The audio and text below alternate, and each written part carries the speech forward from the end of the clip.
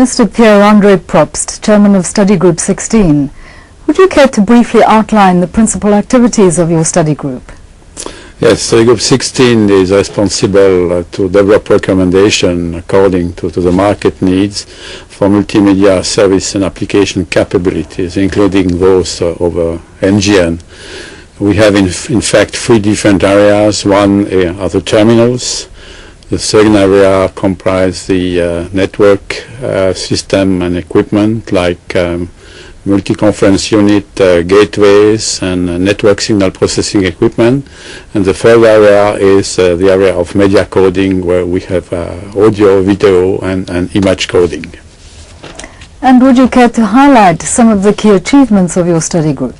Yes, we have in the modem fax and accessibility to multimedia system, we have developed a modem recommendation to support modem connection over IP-based networks. So these are the series V150. We have developed improvement to fax terminal recommendation T42, T38.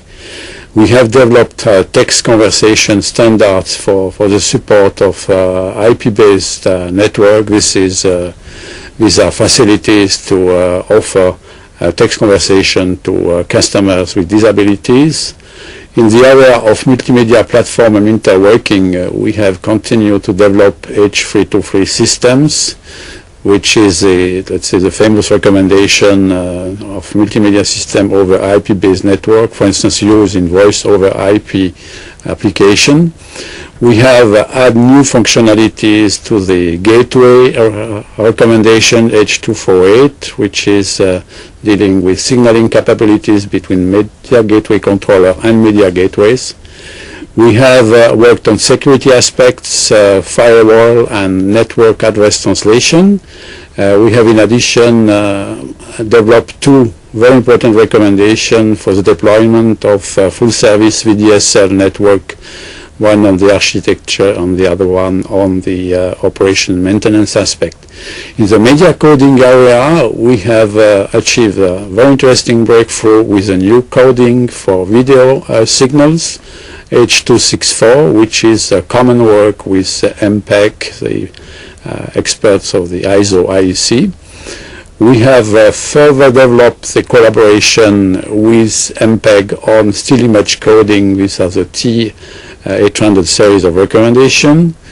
Then we are working on the extension of and maintenance of voice coding standards like G722.1, which is a 14 kilohertz audio coder, on G729, which is 8 kilobit speech.